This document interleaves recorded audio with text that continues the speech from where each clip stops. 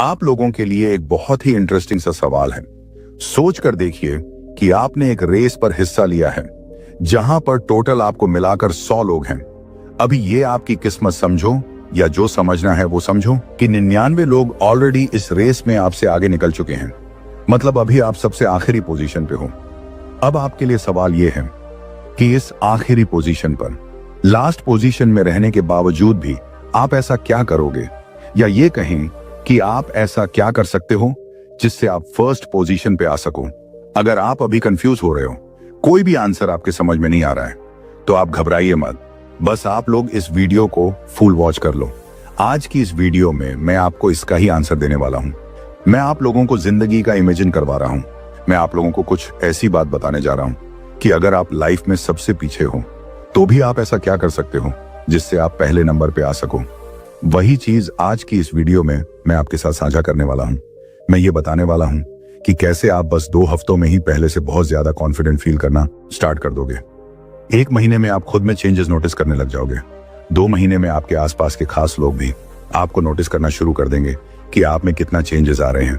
और 3 महीने में हर कोई नोटिस करने लगेगा।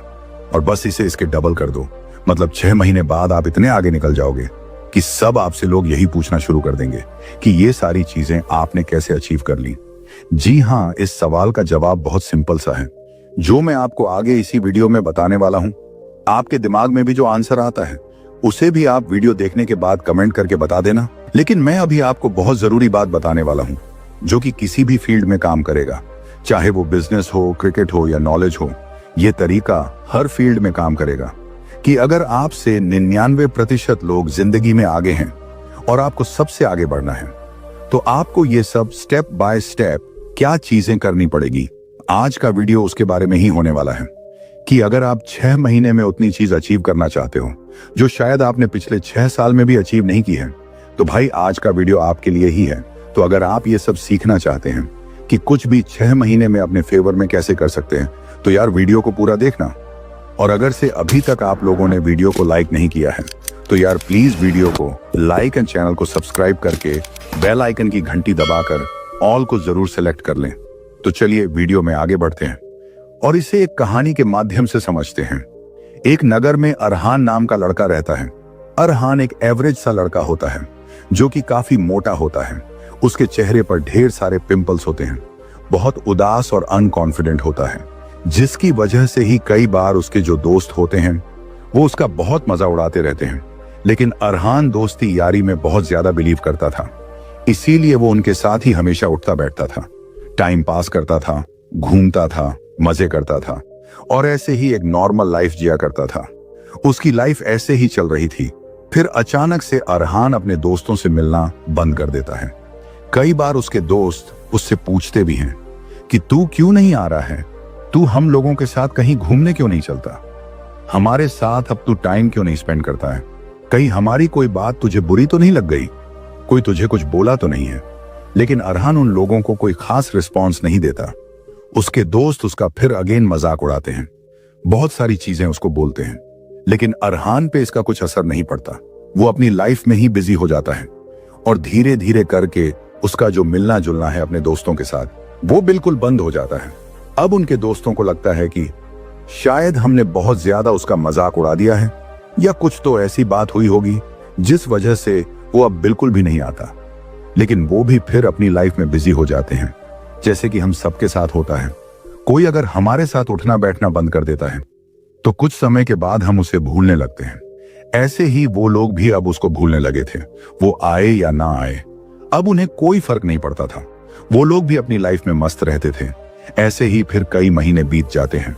अरहान का जो बेस्ट फ्रेंड होता है, उसका बर्थडे आता है, तो वो अरहान को कॉल करके बोलता है कि देख, मुझे पता है कि शायद तू अपनी लाइफ में बहुत ज्यादा बिजी हो गया है।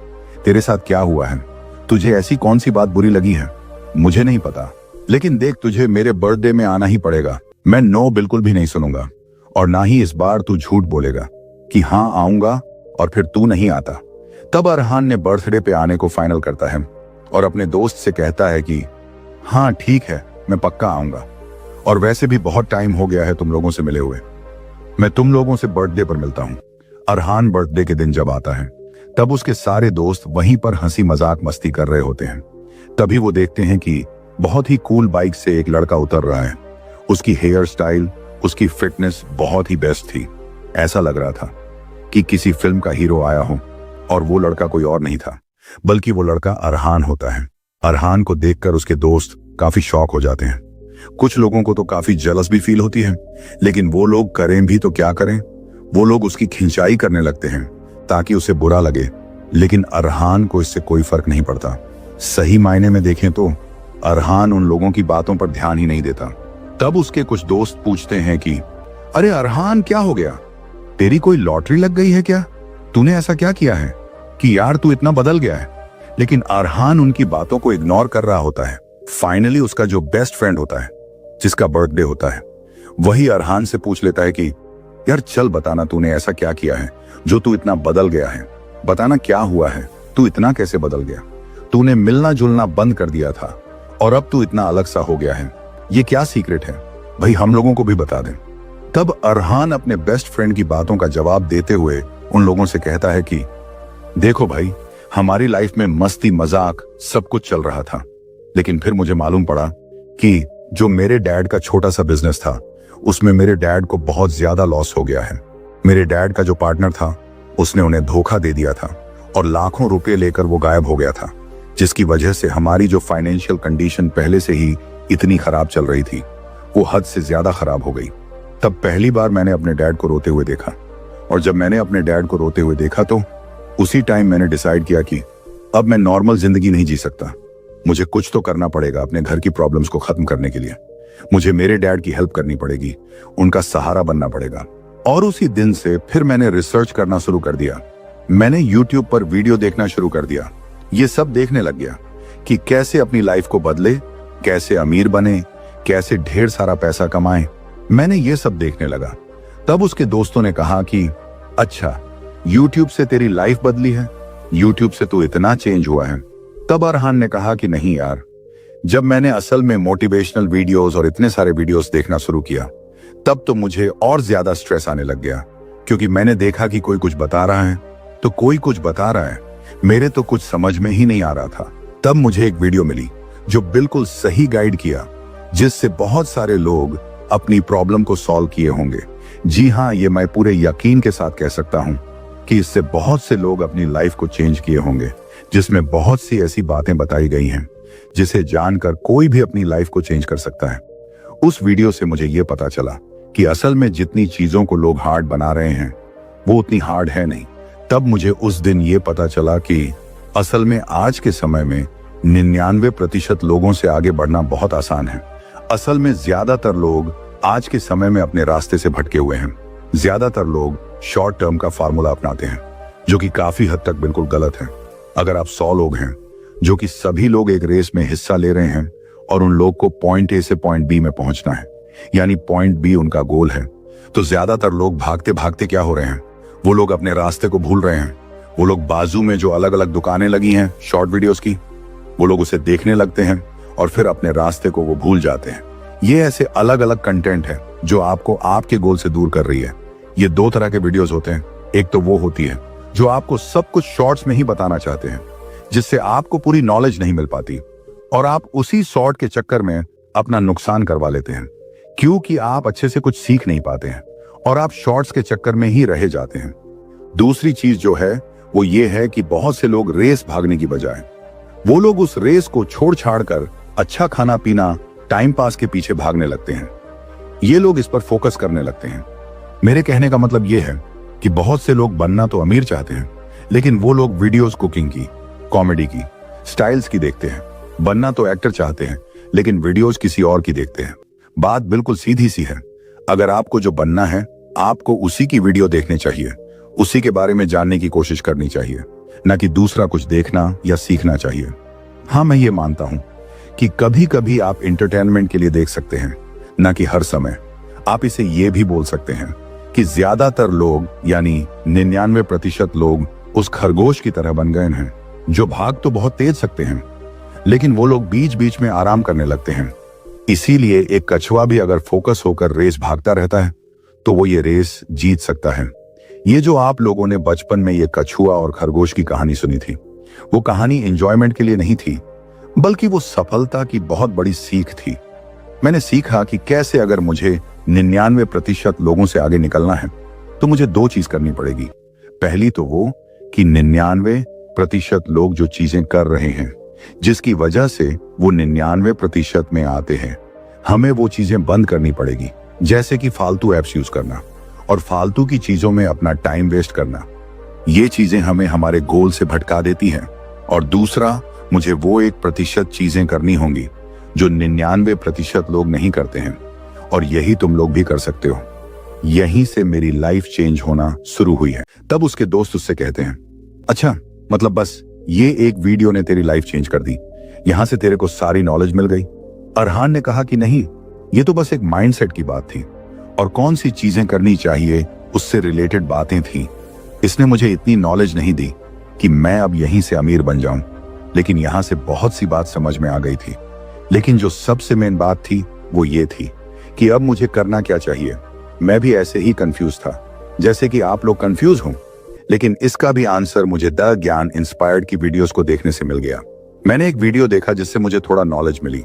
फिर मैंने द ज्ञान इंस्पायर्ड की बहुत सारी वीडियोस देखी जिससे कि मेरी सारी चीजें क्लियर हो गई कि कैसे मैं एग्जैक्टली 99% लोगों से आगे बढ़ सकता हूँ।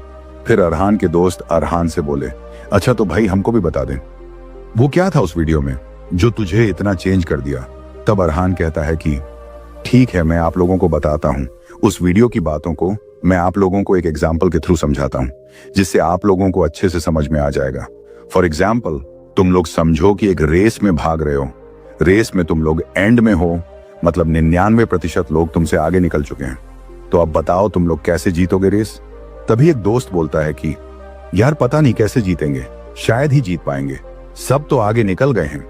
दूसरा बोलता है अरे बहुत तेज भागना पड़ेगा यार, तभी जीत पाएंगे। एक बोलता है कि यार ऊपर वाला ही जिता सकेगा, वरना तो ये इम्पॉसिबल है। तब अरहान बोलता है कि देखो यही प्रॉब्लम का हल बताया गया है द ज्ञान इंस्पायर्ड की वीडियोस में। उसमें यही बताया गया कि तब भी रेस जीतने के लिए हमें क्या करना है। पता है आप लोगों को, हमें सबसे फास्ट भागने की जरूरत नहीं है, हमें कोई जादू या चमत्कार का वेट करने की जरूरत नहीं है। हमें सिर्फ एक चीज करनी है, हमें उठना है, चलना स्टार्ट करना है। एक बार हम चलने लग गए, उसके बाद हमें दौड़ना स्टार्ट करना है। एक बार हम दौड़ने लग गए तो हमें 99% पे आने का ट्राई करना है। अरे ये तू क्या बोल रहा है? उसके दोस्त बोलते हैं, यार ये तो मोटिवेशनल टाइप की बातें लग रही है। अरहान बोलता है, हाँ मुझे भी ऐसा ही लगा था। अब तुम लोग को एक साइंटिफिक एविडेंस बताता हूं। इसी बात से रिलेटेड एक स्टडी करी गई थी जिसमें 2 चूहों का मैच रखा गया था और उन दोनों की फाइट कराई जा रही थी। पहला चूहा नॉर्मल था और दूसरा चूहा जो पहले वाले से काफी ताकतवर था, तब उसको ड्रग्स दे दिया गया था, जिसके वजह से उसका जो पोटेंशियल है वो कम हो गया था। मतलब उसके जीतने के चांसेस अब नहीं थे। फिर क्या हुआ? फिर उनकी फाइट कराई गई। अब आप सोचो क्या हुआ होगा? जी हाँ, पहला चूहा जीत गया, लेकिन फिर इसके बाद सेकंड टाइम ड्रग्स का डोज नहीं दिया गया और इसके बाद वापस से उनकी फाइट कराई गई। इस बार आपको पता है क्या हुआ? नहीं ना, मैं बता देता हूं। इस बार वापस से फर्स्ट वाला ही जीता। तीसरी बार दूसरे चूहे के ऊपर और मेहनत करी गई जो ज्यादा ताकतवर था। इस बार तो वो पहले से बहुत ज्यादा ताकतवर हो गया था, लेकिन फिर भी फाइट हुई तो वही हुआ। जी हाँ, पहले वाला चूहा ही जीता और इसी चीज को बोलते हैं डार्ड विनर्स इफेक्ट। ये चीज जब मैं समझ गया तो उसने मेरी लाइफ को बदलना स्टार्ट कर दिया। विनर इफेक्ट यही बोलता है कि जब भी आप अपने आप को एक विनर की तरह देखने लग जाते हो या फिर उससे बेटर देखने लग जाते हो या फिर जब आप किसी चीज में जीतने लग जाते हो तो आपका टेस्टोस्टेरोन लेवल बढ़ने लग जाता है और आप उस चीज में और अच्छा परफॉर्म करने लग जाते हो, जैसे कि यहाँ पे भी देखा गया है और आप लोगों ने भी देखा और महसूस भी किया होगा कि जो लोग जीतते हैं उनका टेस्टोस्टेरोन लेवल और बढ़ जाता है और उनका परफॉर्मेंस और अच्छा होता जाता है। और ये चीज सिर्फ विनर्स के लिए ही नहीं है, बल्कि ये चीज उन लोगों के लिए भी होती है जो विनर्स को सपोर्ट करते हैं।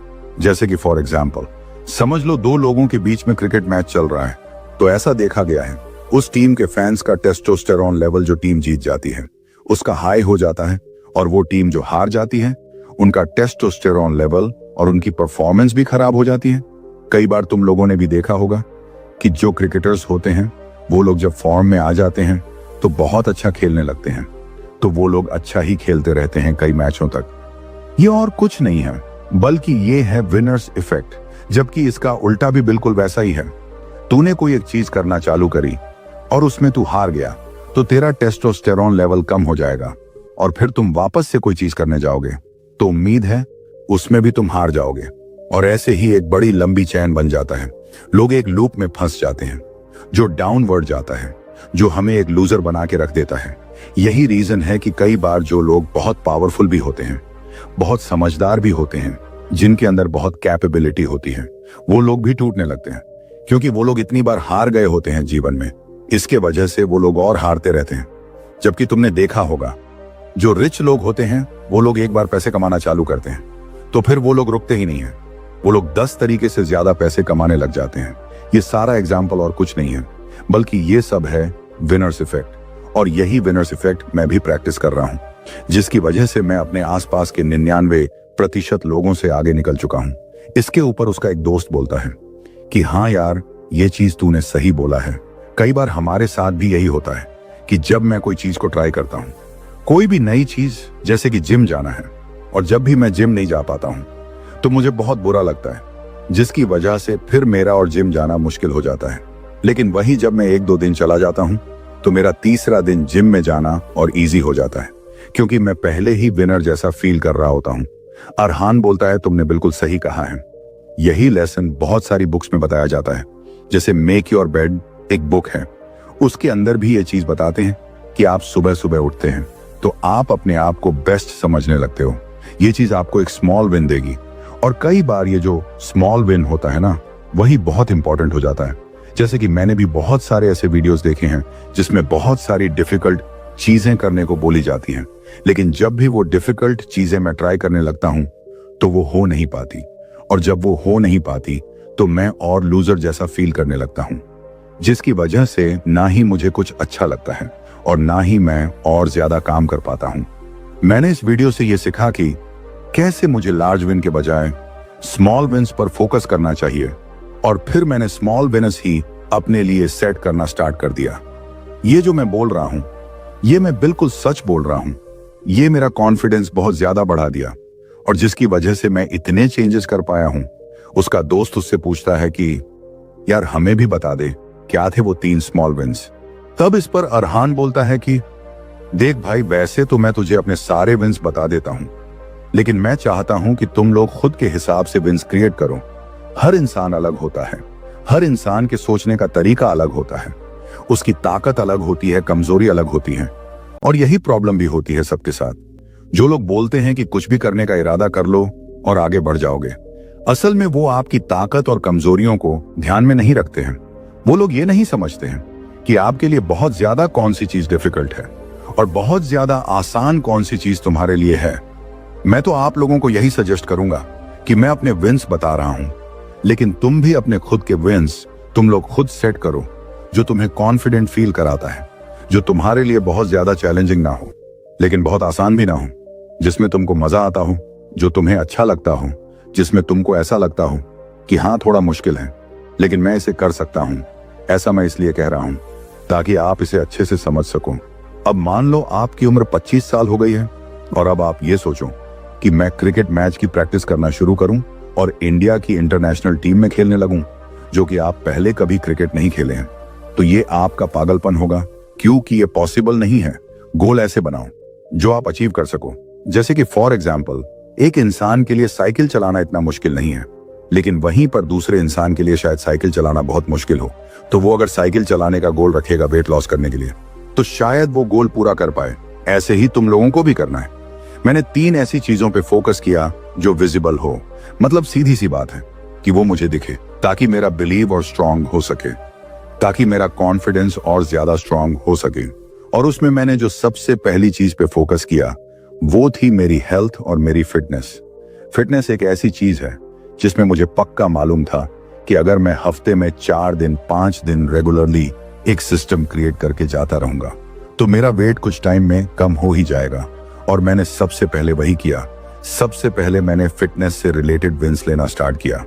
और प्लस एक और चीज मैंने नोटिस करी, आज के टाइम पे 99% लोगों को जिम जाने में बहुत ज्यादा प्रॉब्लम होती है।